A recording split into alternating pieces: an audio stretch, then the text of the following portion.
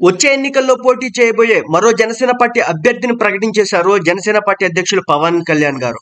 విషయం ఏంటంటే రాజమండ్రి రూరల్ కి సంబంధించి కందుల దుర్గేష్ కి అయితే ఈసారి సీట్ ఇవ్వబోతున్నట్లు జనసేన అయితే ప్రకటించడం అయితే జరిగిందనమాట. అయితే దీంతో ఒక్కసారిగా వైసీపీ వాళ్ళు రెండు పార్టీలు అంటే టీడీపీ జనసేన మధ్య చిచ్చు పెట్టే ప్రయత్నం అయితే చేస్తున్నారనమాట. ఇక్కడ గమనించాల్సిన విషయం ఒకటే ఏమంటే ఆ జనసేన పార్టీ పొత్తులో భాగంగా గోరంట్ల బుచ్చయ్య చౌదరికి సీట్ లేకుండా పోయిందని చెప్పేసి ఆయన రెచ్చగొట్టే ప్రయత్నాలు అయితే కొంతమంది స్పష్టంగా అయితే చేస్తున్నారు. ఇక్కడ గమనించాల్సిన విషయం ఏంటంటే ఇప్పుడు 175 నియోజకవర్గాల్లో 175 మంది కేవలం టీడీపీ వాళ్ళే నిలబడతారా పొత్తులో ఉన్నంత మాత్రాన? లేదు కదా, కొన్ని స్థానాలను తప్పనిసరిగా సర్దుబాటు చేసుకోవాలి కదా. కాదు పొత్తొద్దు ఎత్తొద్దు అని చెప్పేసి చంద్రబాబు నాయుడుకి చెప్పండి, చెప్పేసి మనకు పొత్తులే వద్దు, పవన్ కళ్యాణ్తో వద్దు, మనం సింగిల్ గా పోదామని చెప్పండి. అలా మాత్రం చెప్పరు.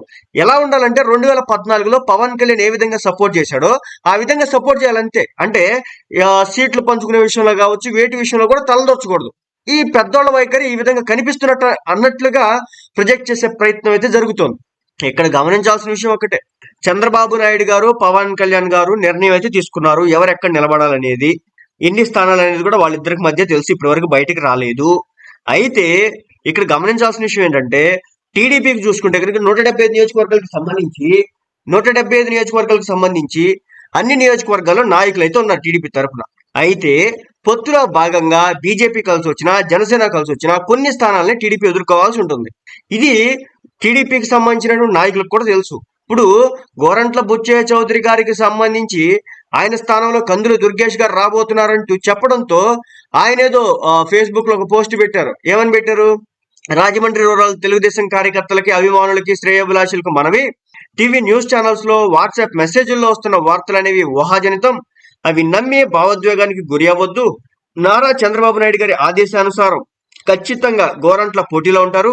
దీంట్లో ఎటువంటి అనుమానాలు పెట్టుకోవాల్సిన పని లేదు. దీనికి సంబంధించి తొందరలోనే నారా చంద్రబాబు నాయుడు గారిచే అధికారిక ప్రకటన ఉంటుందని చెప్పేసి గోరంట్ల బుచ్చయ్య చౌదరికి సంబంధించినటువంటి అఫీషియల్ ఫేస్బుక్ పేజ్ నుంచి ఈ పోస్ట్ పాడడం అయితే జరిగిందనమాట. సో అల్టిమేట్ గా చెప్పేది ఏమంటే దీన్ని ఉపయోగించుకొని ప్రత్యర్థి పార్టీలన్నీ కూడా టీడీపీలో అదేవిధంగా జనసేన పార్టీలో సమన్వయం కుదరలేదని చెప్పేసి పొత్తులు విచ్ఛిన్నం కావాలన్నట్లుగా చాలా చక్కగా దీన్ని పైకి తీసుకొచ్చే ప్రయత్నం చేస్తున్నారు. ముఖ్యంగా కొన్ని టీవీ 69 కావచ్చు, లేకపోతే ఆత్మసాక్షి ఛానల్ లాంటివి అయితే కనుక ఎంత చక్కగా చూపించాలో అంత చక్కగా పుల్లలు పెట్టే ప్రయత్నం అయితే జాగ్రత్తగా చేస్తున్నాయి. కాబట్టి పొత్తు ఉండాలా ఉండొద్దు అనేది నిర్ణయాలు తీసుకున్నారు. కాబట్టి అందులో భాగంగా తప్పనిసరిగా సీట్లు షేరింగ్ అయితే జరిగింది. కొంతమంది వెనక్కి తగ్గాల్సి ఉంటది. సో అలా తగ్గలేం, మా వల్ల కాదు అనుకుంటే మాత్రం దాని నుంచి వచ్చే పర్యవసానాలు, మన చంద్రబాబు నాయుడు జైలుకి వెళ్తే ఏం చేశారు ఈ పెద్ద మనుషులంతా? ఏమీ చేయలేకపోయారు. కానీ ఈ రోజు ఏంటంటే పెద్ద పెద్ద మాటలు మాట్లాడడం అయితే జరిగింది అనమాట. ఏదేమైనప్పటికీ కూడా గోరంట్ల బుచ్చయ్య చౌదరి ఇప్పటి వరకు అయితే ఆయన బయటకు వచ్చి పెద్దగా రియాక్షన్ అయితే చూపించలేదు. కానీ ఇక్కడ మనం చూసుకున్నట్లయితే కనుక రాజమండ్రి రూరల్ కాన్స్టిట్యున్సీకి సంబంధించి లాస్ట్ ఎలక్షన్స్ లో ఓట్ షేరింగ్ చూసుకుంటే కనుక బాగానే వచ్చిందని చెప్పొచ్చు. జనసేనకి దాదాపు 40,000కు పైగా ఓట్లు అయితే రావడం అయితే జరిగిందనమాట కందుల దుర్గేష్ గారికి. అదే విధంగా లాస్ట్ ఎలక్షన్స్ లో మన గోరంట్ల బుచ్చయ్య చౌదరి గెలవడం అయితే జరిగిందనమాట. అలాంటి వేవ్ లో కూడా మొత్తానికి ఇప్పుడు ఈ ఈ ఏరియా ఏదైతే ఉంది, కాన్స్టిట్యున్సీ ఏదైతే ఉందో, సో లాస్ట్ ఎలక్షన్స్ మనం చూసుకుంటే కనుక జనసేన తరఫున కందుల దుర్గేష్ గారు నిలబడగా 42,685 ఓట్లు పడ్డాయి. అదేవిధంగా గోరంట్ల బుచ్చయ్య చౌదరికి మాత్రం 74,166 ఓట్లు పడ్డాయి. ఆకుల వీర్రాజు అని చెప్పేసి వైఎస్ఆర్సీపీ నుంచి 63,262 ఓట్లు పడ్డాయి అనమాట. అంటే ఇప్పుడు ఇక్కడ మనం చూసుకుంటే కనుక 10,404 ఓట్లు మాత్రమే మెజారిటీ రావడం అయితే జరిగింది. సో జనసేనకి 43,000 ఓట్లు ఉన్నాయి, టీడీపీకి 75,000 ఓట్లు అయితే ఉంది. తప్పనిసరిగా ఇక్కడ జనసేన పోటీ చేస్తే పక్కాగా గెలవడానికి అయితే అవకాశం ఉంది. సో కందుల దుర్గేష్ గారు గ్రౌండ్ లెవెల్లో ఆయన ఈ 5 ఏళ్లలో చేసినటువంటి పనితనం రీత్యా కావచ్చు, ఆయనకు ఉన్నటువంటి అన్ని విధానాల ప్రకారం చూసుకుంటే కనుక ఇప్పుడు జనసేన పార్టీకి ఉన్నటువంటి ఇంకా ఓటింగ్ షేర్ అనేది పెరిగింది. పక్కాగా ఈసారి 80 నుంచి 90,000 మెజారిటీతో 80 నుంచి 90,000 ఓట్ షేర్ తో తెచ్చుకోవచ్చు. దాదాపు 40,000 మెజారిటీతో ఇక్కడ గెలవడానికి అయితే స్పష్టంగా అవకాశం అయితే ఉందన్నమాట.